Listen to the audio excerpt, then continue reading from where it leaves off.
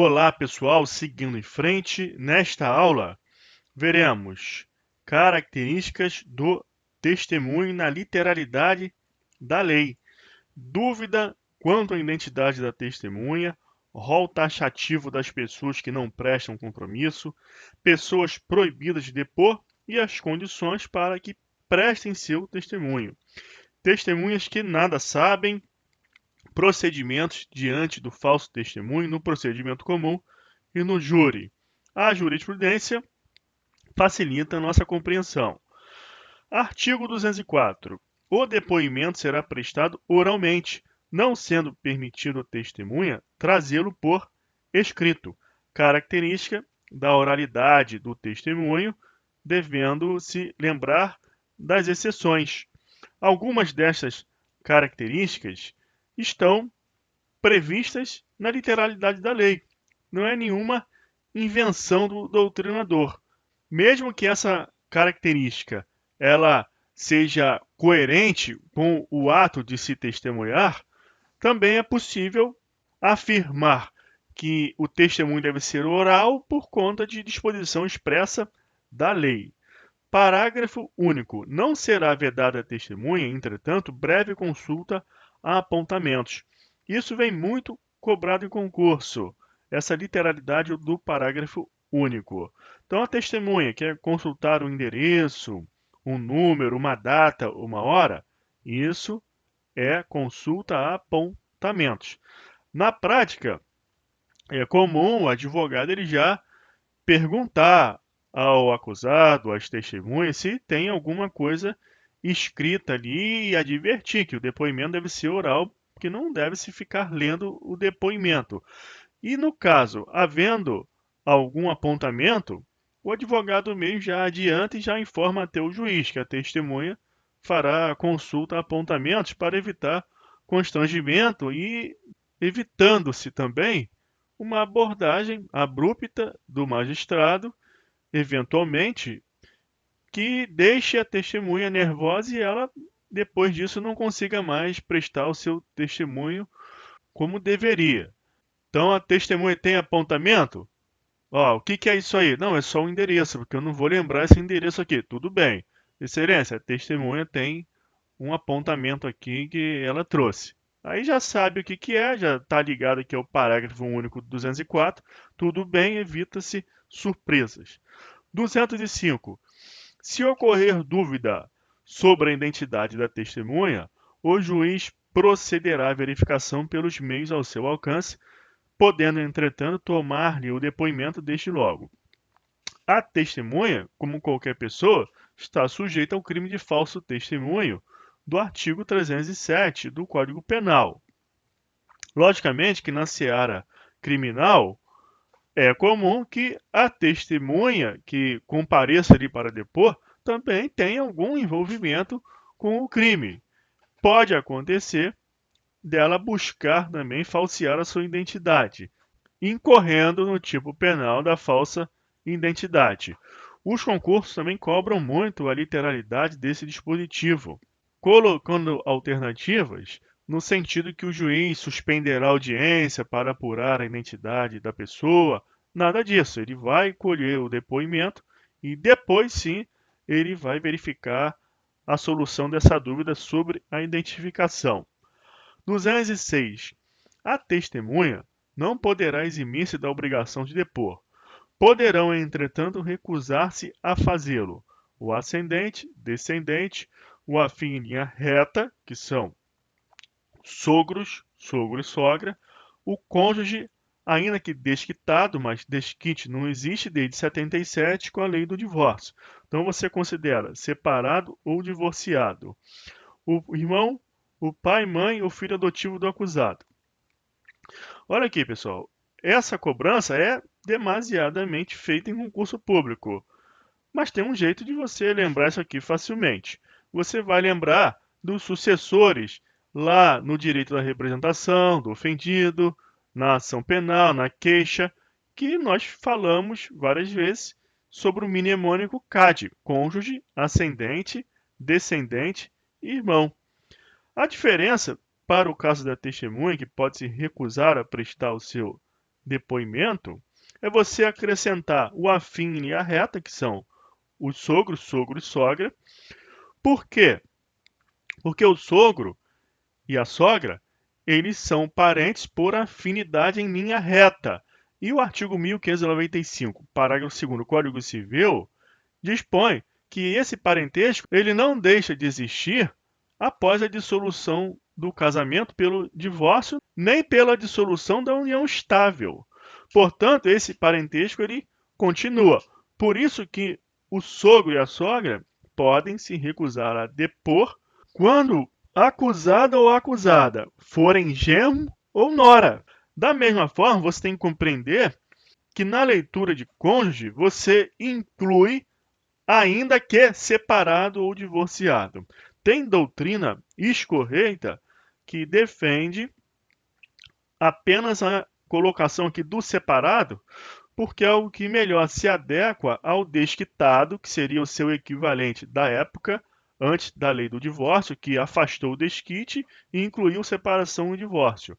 Porque com o divórcio, há uma dissolução do vínculo conjugal. Então não haveria mais aquela obrigação de considerações recíprocas, que são deveres do casamento. Entretanto, essa não é a melhor interpretação segundo a prática, a jurisprudência e parcela da doutrina. Porque o sogro, ele mantém o seu vínculo de parente por afinidade após a dissolução do casamento. E o sogro é o pai desse cônjuge. E também esse cônjuge pode ter um filho com um acusado. O divórcio, ele não faz com que o filho deixe de ser filho comum. Então, essa relação exige que se reconheça esse direito do cônjuge após a dissolução do vínculo conjugal e também daquele companheiro após a dissolução do vínculo da união estável. Assim, pessoal, para memorizar facilmente esse rol que é taxativo, não dá para incluir ninguém nem retirar ninguém daqui. Você vai guardar o mnemônico CADES. Lembra do CAD, do inquérito policial e da ação penal, e aqui será CADES, com a observação de que o cônjuge também é o cônjuge, mesmo que separado ou divorciado. E você vai incluir o S, por isso que é CADES, por causa dos sogros, sogro e sogra. Mas atenta para essa parte final. Salvo quando não for possível, por outro modo, obter-se ou integrar-se à prova do fato e de suas circunstâncias.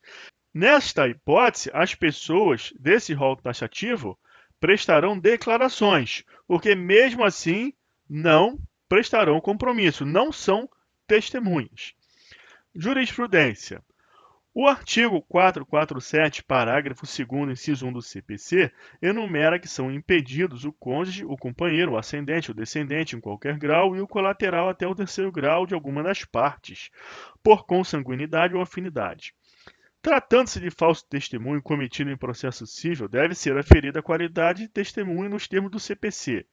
Lado outro, se o falso testemunho tiver sido praticado em processo criminal, como na hipótese dos autos, a qualidade de testemunha não tem que ser verificada de acordo com o CPP. É aquilo que eu falei na aula passada. Esquece o CPC. O CPP tem regra própria. Você não aplica analoticamente o CPC para afastar o amigo íntimo, o inimigo. Isso não é assim aqui. No processo penal, essas pessoas que não têm uma correspondência aqui no CPP serão avaliadas pelo juiz através do artigo 202. Trata-se de uma avaliação judicial e não uma aplicação a partir de rol taxativo, porque no CPP essas pessoas lá do CPC não são mencionadas. Aí continua aqui a jurisprudência, sem necessidade de aplicação analógica do CPC. Conforme leciona a doutrina, o rol do artigo 206 do CPP é taxativo, e uma das principais razões para isso é o princípio da verdade real. No processo penal, reduz-se ao mínimo possível a lista de pessoas que não prestam compromisso de dizer a verdade, além dos parentes do acusado, os menores de 14 anos e os enfermos mentais. Ninguém mais se isenta desse dever. Aqui, ó, menor de 14 anos. Então, o que acontece na prática? Muitas vezes, um adolescente de 16, 17 anos, ele comparece para prestar seu depoimento como testemunha e presta o compromisso, sendo que o falso testemunho desse adolescente, ele não é crime, é ato infracional equiparado ao crime de falso testemunho. Então é recorrente esse tipo de evento em audiência. Ninguém mais se isenta desse dever.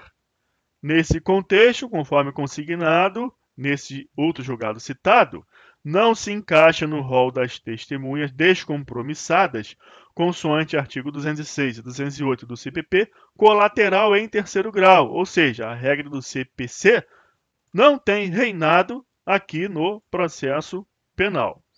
Artigo 207.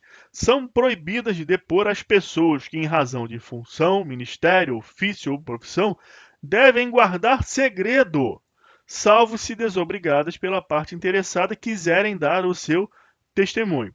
Três situações que você tem que observar a partir desse dispositivo. Que essa pessoa, em razão de função, ministério, ofício ou profissão, elas são proibidas de depor se devam guardar segredo. Concurso público coloca lá questões narrando o seguinte: o funcionário público compareceu ao local e testemunhou um fato. Ele é proibido de depor em razão da função, porque ele tomou conhecimento desse fato no exercício dessa função. Ora, esse funcionário público, ele não é pelo fato de ser funcionário público que está proibido de depor. Ele tem que ter o dever de guardar o segredo em razão dessa função. É o caso do advogado, é o caso do padre. Portanto, fique atento a isso. Outra situação, a pessoa proibida de depor, ela pode prestar o seu testemunho se quiser. É o que está aqui, ó, dar seu testemunho. E se assim o fizer, prestará compromisso. Basta ela querer e também ser desobrigada pela parte interessada. São duas condições para que a pessoa proibida de depor preste seu depoimento como testemunha. Que ela queira e também que esteja desobrigada pela parte interessada. E o último item que você tem que atentar lendo esse dispositivo é que, se assim acontecer, ela comparecer querendo para prestar seu testemunho e estiver desobrigada pela parte interessada, prestará o compromisso de dizer a verdade. 208. Não se deferirá compromisso, aqui alude o artigo 203, aos doentes e deficientes mentais, aos menores de 14 anos, nem a pessoas a que se refere o artigo 206. Então, 206, está lá o rol do CADES. Aqui no 1, doente ou deficiente mental, porque estas pessoas podem não conseguir apreender aquela realidade fática ocorrida na sua presença. E quanto aos menores de 14 anos, trata-se de uma suposição legal, mas também amparada por estudos científicos, de que essas pessoas menores de 14 anos podem eventualmente fantasiar alguma situação fática que presenciou, podendo falhar na apreensão desse fenômeno fático e seus contornos que interessam a causa e prejudicar toda a instrução. Não perde de vista também que o menor de 15, 16, 17, ele prestará compromisso como testemunha. E, na prática, eles vão cometer ato infracional equiparado ao delito de falso testemunho se calar a verdade, negar a verdade ou falsear a verdade. Jurisprudência. Não há qualquer vedação no sentido de que menor seja ouvido como testemunha em juízo. Isso porque o artigo 202 do CPP prescreve que toda pessoa poderá ser testemunha, dispensado o compromisso de dizer a verdade nas hipóteses presentes no artigo 208 do mesmo diploma legal. 209. O juiz, quando julgar necessário, poderá ouvir outras testemunhas além das indicadas pelas partes. Referência às testemunhas extranumerárias. Se ao juiz parecer conveniente, serão ouvidas as pessoas a que as testemunhas se referirem. Testemunhas referidas e as questões de concurso exploram muito esse dispositivo, colocando assertivas no sentido de que o juiz é obrigado a ouvir essas testemunhas, em razão do direito constitucional à ampla defesa, etc. E não, o juiz só ouve testemunha referida se lhe parecer conveniente, porque a parte ela tem um prazo para apresentar um rol de testemunhas numerárias. 8 no ordinário, 5 no sumário, 5,8 no júri, 5,3 no sumaríssimo, como vimos na aula passada. Então, ela não pode reclamar que tem uma testemunha referida que ela também quer ouvir. A partir daí é conveniência do juiz. Não será computada como testemunha a pessoa que nada souber que interesse a decisão da causa. É comum acontecer do acusado estar muito contente porque uma ou duas testemunhas elas comparecerão ali à audiência e falarão a verdade a seu favor. Ele é uma pessoa inocente, aquilo nada aconteceu. Mas, surpreendentemente, a testemunha, quando perguntada, diz que não sabe de nada, não viu, não estava, não aconteceu. A fim de não prejudicar a defesa, aplica-se o parágrafo 2º. Essas testemunhas que não sabem nada, elas não são computadas. A informante que deixou de prestar compromisso, em virtude de ser mãe de um filho de um dos corréus. Olha aqui, ó, a jurisprudência faz o link com essa explicação que eu dei sobre o artigo 206, na parte que fala de desquitado. Ela não prestou compromisso porque é mãe de um filho dos corréus, recordando a decisão proferida no julgamento tal pelo ministro Eros Grau, no sentido de que do informante não é exigido o compromisso de falar a verdade e, por ser informante e não testemunha, não cabe invocar a norma processual que requer o arrolamento no prazo legal. Então, observe o seguinte, que a parte ela tem o direito de arrolar uma quantidade de testemunhas no prazo legal. Informante não é testemunha, é o que está sendo dito aqui e conversamos na aula passada. Portanto, a pessoa que é informante, ela não entra nesse rol que deve ser arrolado no prazo legal. 210. As testemunhas serão inquiridas cada uma de per si, de modo que umas não saibam nem ouçam os depoimentos das outras, devendo o juiz adverti-las das penas cominadas ao falso testemunho. Aqui traz a característica da individualidade do testemunho. Aquilo que acontece na prática das testemunhas irem tomar um café, baterem um papo, não pode acontecer, porque ficará na dúvida se o depoimento será uma conclusão tomada por elas em um debate rápido que elas tiveram extrajudicialmente. E isso não pode acontecer. Por isso que tem as regras que determinam a incomunicabilidade das testemunhas. Antes do início da audiência e durante a sua realização, serão reservados espaços separados para a garantia da incomunicabilidade das testemunhas. Se o juiz, ao pronunciar sentença final, reconhecer que alguma testemunha fez afirmação falsa, calou ou negou a verdade, remeterá cópia do depoimento à autoridade policial para a instauração do inquérito.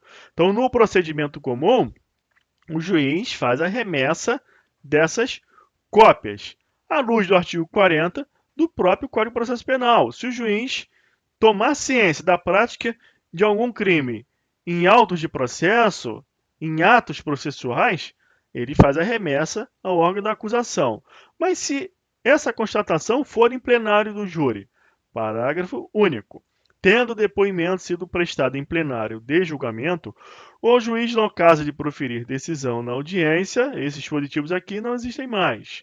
O tribunal ou o conselho de sentença, após a votação dos quesitos, poderão fazer apresentar imediatamente a testemunha à autoridade policial.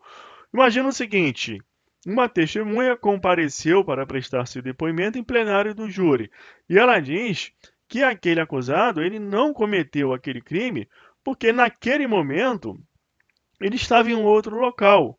É um álibi. Só que o conselho de sentença condena esse acusado, considerando que de fato ele estava no local, tanto que julgou pela condenação, condenando aquele réu.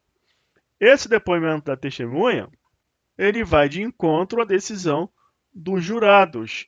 E é feito também um quesito se a testemunha não falou a verdade, ou seja, se cometeu o crime de falso testemunho. Nesse caso, o juiz-presidente, ele prende a pessoa naquele momento em flagrante, porque os jurados julgam por convicção íntima e não precisa fundamentar a decisão. A testemunha comparece em plenário do júri e os jurados concluem que o testemunho foi falso, elementos suficientes existem para a tipificação do crime, autorizando a prisão em flagrante. Jurisprudência: habeas corpus, apelação, falso testemunho, plenário do júri, prisão determinada pelo juiz-presidente. Suposta nulidade arguida na própria sessão de julgamento. Inexistência: magistrado que praticou ato próprio da presidência do tribunal do júri nos termos e limites fixados no artigo 497. Esse dispositivo traz um rol de incisos com os deveres do juiz-presidente em plenário do júri. Preste atenção no seguinte: se uma pessoa comum do povo pode prender qualquer outra pessoa em flagrante delito, o juiz de direito ele tem o dever de prender. Habeas corpus: a turma, por maioria, denegou o habeas corpus, no qual se pretendia anular o julgamento proferido pelo tribunal do júri ante a suposta contradição entre os quesitos votados pelo corpo de jurados. Aqui é o seguinte: os jurados, eles votam não para o falso testemunho, mas condenam o acusado. Então há uma contradição. Nesse caso, das duas, uma. Ou o réu ele teria que ser absolvido, ou a testemunha tem que responder pelo falso testemunho. Mas olha a solução dada pela jurisprudência que faz muito sentido. Na espécie, uma das testemunhas ouvidas em plenário afirmou que na data dos fatos em questão, o paciente encontrava-se em município distante do local dos crimes. Julgada parcialmente procedente a ação penal, o paciente foi condenado pelo crime de homicídio consumado duplamente qualificado. Foi absolvida a testemunha pelo crime de falso testemunho. Preliminarmente, asseverou-se que a análise de eventual contradição entre os quesitos apresentados, hipótese de nulidade processual absoluta, não estaria preclusa, pois arguida oportunamente a apelação criminal. No mérito, destacou-se o ministro relator que não se desconhece a existência de julgado do Supremo Tribunal Federal, segundo o qual existe contradição nas respostas aos quesitos, quando os jurados concluem pela autoria do fato tido por delituoso e, ao mesmo tempo, afastam a prática do crime de falso testemunho por quem apresentou o álibi em favor do acusado. Contudo, afastado o aludido posicionamento, entendeu-se não haver incoerência quando os jurados respondem negativamente ao quesito relativo ao falso testemunho e positivamente ao questionamento relativo à autoria do crime. Agora, olha a explicação que tem muita lógica. Para tanto, ponderou-se que os juízes leigos podem ter considerado que a testemunha não teria praticado o crime de falso testemunho porquanto amparada por alguma causa excludente de ilicitude ou culpabilidade. Consignou-se que não é incomum que pessoas inquiridas em julgamento do tribunal do júri sintam-se ameaçadas ou constrangidas a prestar depoimento em um ou outro sentido, o que em tese caracterizaria coação moral irresistível apta a afastar a configuração do delito de falso testemunho. Pessoal, o conselho de sentença, os jurados, não precisam fundamentar suas decisões, julgam por convicção íntima. Portanto, vai que eles consideraram que aquela testemunha ela estava sendo ameaçada para testemunhar. É melhor que um culpado, ou 2, ou 3, ou 4, ou 10, ou 100 fiquem livres, sejam absolvidos, do que uma pessoa inocente ela fique presa. Por isso que essa decisão aqui tem muita lógica, faz muito sentido. E quando cai esse tipo de questão em concurso público, só não vai acertar quem não estudou essa questão pontualmente. Porque para você inferir essa consequência, tem que ter uma bagagem jurídica, uma experiência. Aí você vai conseguir. Mas se você está estudando para o concurso público, não tem uma tarimba nessa seara, precisa ter estudado isso aqui. Então, aquela questão que você acerta e te coloca lá em cima na classificação geral. Lógico que se você não errou as questões que são de nível fácil e médio. STJ. Nos crimes de falso testemunho ou falsa perícia, o legislador entendeu configurar causa extintiva da punibilidade do agente o fato de ele retratar-se ou dizer a verdade em juízo antes de proferir a sentença. O acusado retratou-se nos autos da ação criminal que investiga crime de homicídio ao afirmar que, antes de qualquer decisão proferida pelo tribunal do júri, que seu advogado o havia orientado para afirmar que trabalhou para o réu no dia dos fatos. O advogado aqui ele entra como coautor do falso testemunho. Então é muito comum, pessoal. O acusado, quando ele está solto, ele comparece com as testemunhas, vem ali naquele frenesi e pergunta ao advogado: doutor, o que elas têm que dizer? Ora, elas têm que dizer a verdade. Então, esse julgado serve para você lembrar do conceito de testemunho. É o depoimento sobre fatos passados, de forma objetiva, oral, literal, direta, preferencialmente, e também própria, preferencialmente. Características boas, positivas do testemunho. E não para falsear a verdade, muito menos em coautoria com o advogado. O advogado ele está exercendo o trabalho com base na lei para, dentro das possibilidades, ele obter uma absolvição. Mas o trabalho do advogado criminal não é somente para obter uma absolvição, é também pensando no momento da fixação da pena, a redução da pena, porque tem casos em que a condenação é considerada certa. O trabalho se foca onde, então? Na fixação da pena. Luta-se pela absolvição, mas sem ilusão, trabalha-se pela menor pena possível. Então é isso, pessoal. Ficamos por aqui. Finalizaremos prova testemunhal na próxima aula. Até lá, um abraço.